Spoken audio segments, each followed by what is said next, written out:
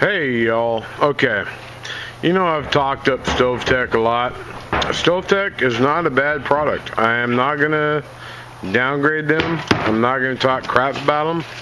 But I will say this.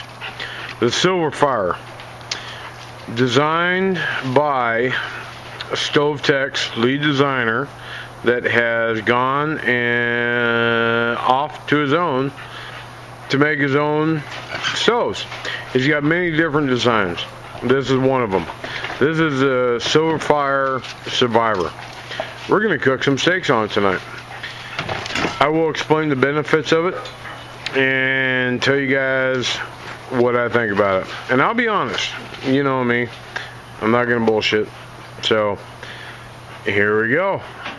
Okay, right off the bat, let me explain a few of the advantages of this SilverFire. First off, it's half the weight of the StoveTech. Second off, it's got a door where your firewood usually goes. So when your firewood's in there, and this is just an example, I'll be showing you this when I cook the steaks. While you're burning, you've got your fire going, and this is holding the heat. And you've got this section here where you can see the fire. So you can be, you know, pushing the wood in as needed. It's got a stainless steel exterior, so you're not going to have the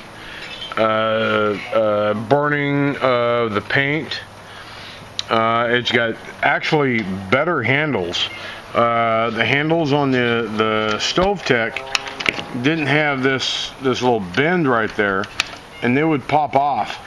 And that was really one of my major complaints with the StoveTech. So there we go. So now we're gonna go ahead and my buddy's gonna start filming after he makes a drink, since he spilled my drink. Lies. No, stop. I'm making the film. I'm the filmer right now. It's your reality. Whoever is behind the camera is telling the truth. Okay. Give me the camera so I can tell the truth. Okay. Correction. You spilled the drink. Hey, you asshole.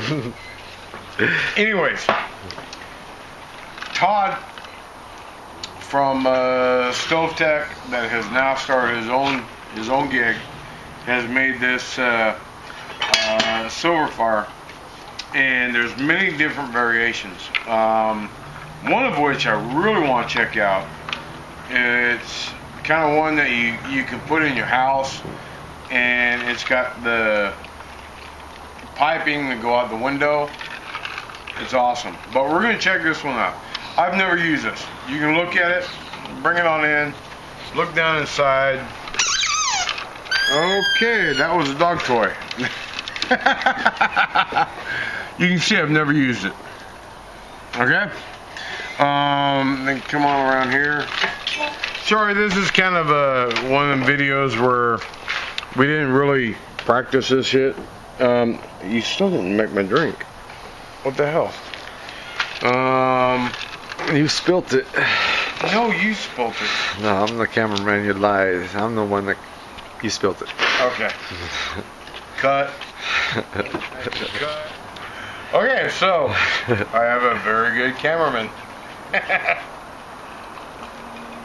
Okay, so this has a whole different type of interior that it's not the clay, it's more of a ceramic, and it holds heat a lot better. So we're going to go ahead and get the fire going, then we're going to cook up some steaks.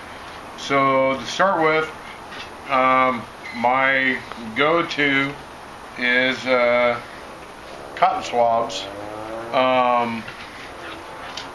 soaked in alcohol. They work. Why not use them? So we're going to throw a few of those in there. Oh shit, I don't have a lighter. I quit smoking, so I don't have a lighter. We're going to throw a little bit of wood on there. And there it goes. Okay, so we got that going. Don't turn it sideways, that'll look funky on video. Oh, that's true, huh? We're going to push that in. Nice thing about this is that, okay, you put the wood in. You want to keep it about an eighth of an inch away from the back of the stove, and the reason for that is for airflow. We'll get more heat. Will work better, and you can already see the heat coming up through the top, the fire, the flamage. And then here is one of the biggest benefits of, come around this side. One of the biggest benefits over the SilverFire is that you can close this door. Now that right there is going to hold in a lot of the heat, but yet you can still see through this the flamage. That's a little bit of a word for it. But now we're going to put this up here, get that preheated for the steaks, and if you can stand down, yo, dog, chill. You can you keep stepping on the dog toy. You still have a lot of good area there. It's burning very well. We're gonna get this going and let that pan get good and hot, because the way I like to cook steaks is just sear the hell out of them and then flip them, sear the hell out of them, and you're good to go. So there we go. We'll be back in a couple minutes. Obviously Kat is in there bitching at the dogs with a water bottle. Get her. Nope. Okay, so we got the heat going. We're going good. We're going to go ahead and throw the steaks on. I personally, don't you love that sound?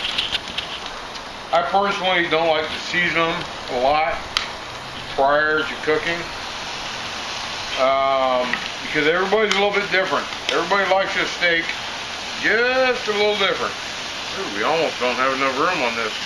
Added nothing since we started, and this is where we're looking at.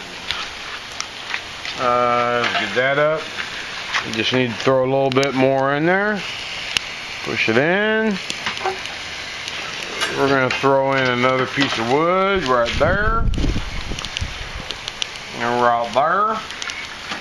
And close the lid where it'll close.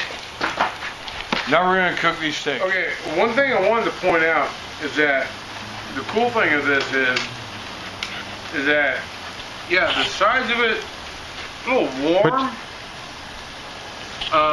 You can hear the sizzle going on, but look how long my hands are on here.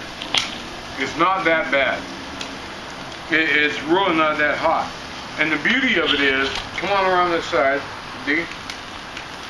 The beauty of it is that you can see through this little porthole, if you will, how the fire is going. Now, I'm not sure if I want to touch this. Oh yeah, you don't want to touch that. But you can lift that, push in the flamage.